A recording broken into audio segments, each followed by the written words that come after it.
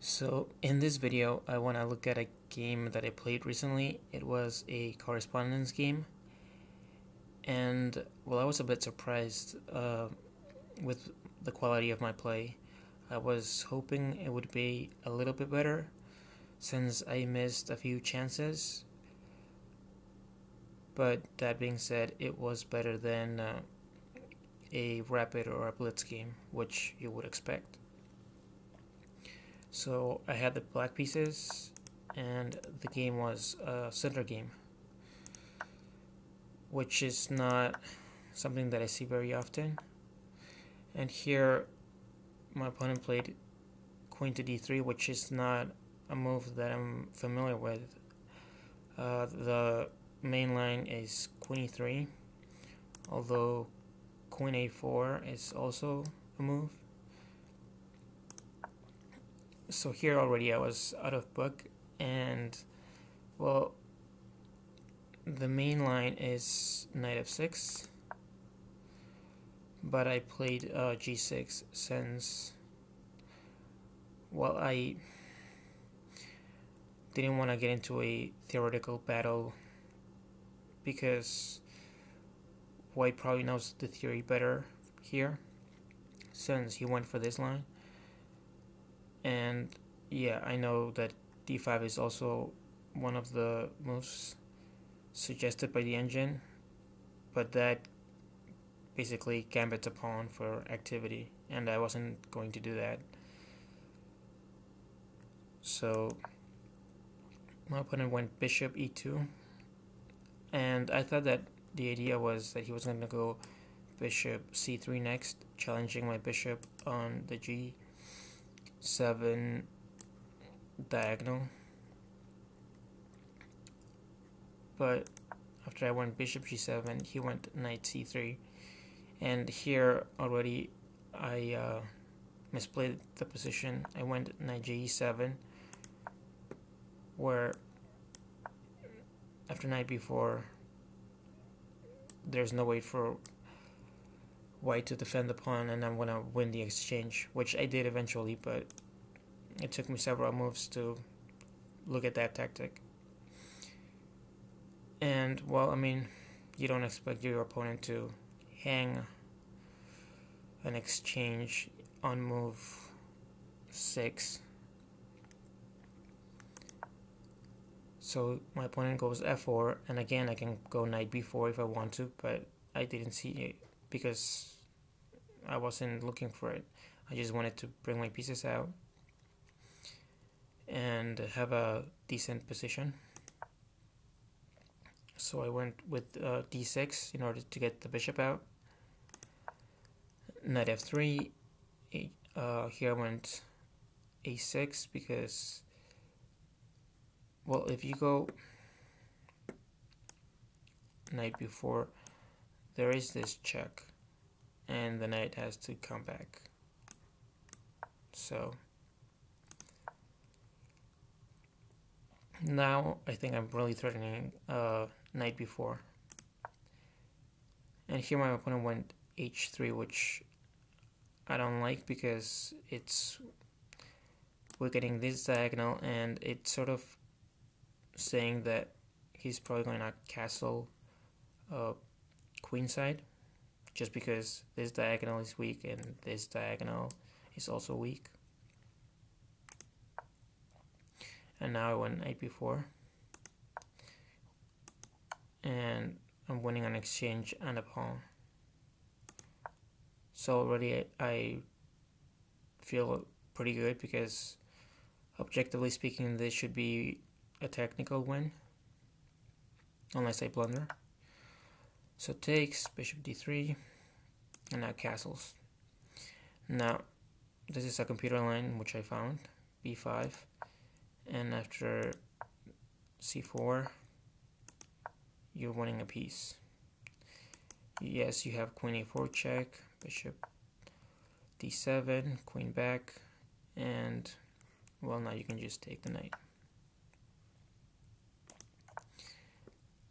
But I castled, and after rook takes, bishop e6, queen b4, queen d7, you can't take the pawn, obviously, because after rook f8, the queen is just lost. So my opponent went a4. I attack the queen. Again, you can't take because same thing. You're losing a queen. I mean, you can play something like bishop takes, but this is just winning. I mean, look at the evaluation. It's -8 basically.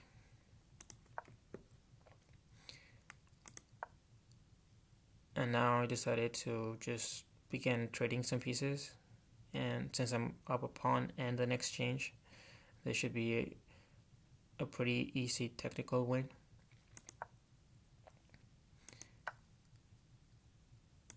And yeah, taking with the pawn was also very interesting.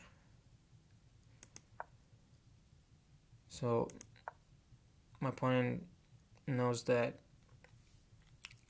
going into an endgame is not good for him, so he needs to create some sort of attack, and while pushing the pawns to try to attack me is the only way which seems logical, because trying to attack me with the pieces is just gonna result in trades, which is gonna lead to an endgame. So he kind of has to go all in. And I decided to play f5 because I think that my king is safer on g8 than his king on f3. And after he captures, I recapture, and he goes rook g1, pinning the bishop, so I just get out of the way. And I recaptured because now this pawn is weak and hanging, this pawn is weak, and this king is starting to look like it's about to get roasted. So after knight takes, I pin the knight, and well, after rook g3, I was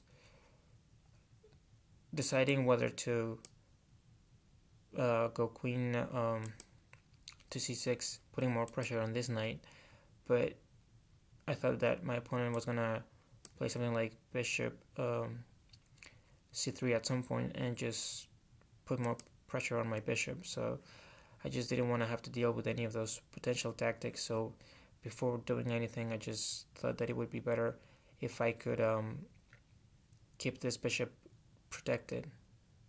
So if instead I go queen c6 immediately, then the bishop is only being defended by the king, which I didn't like. And he goes bishop c3.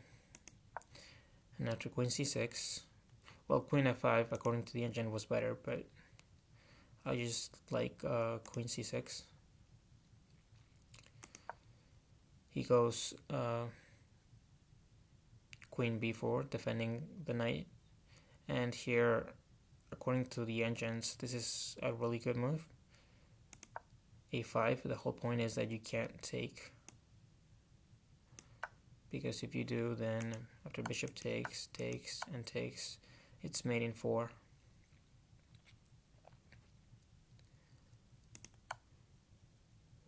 So he trades bishops,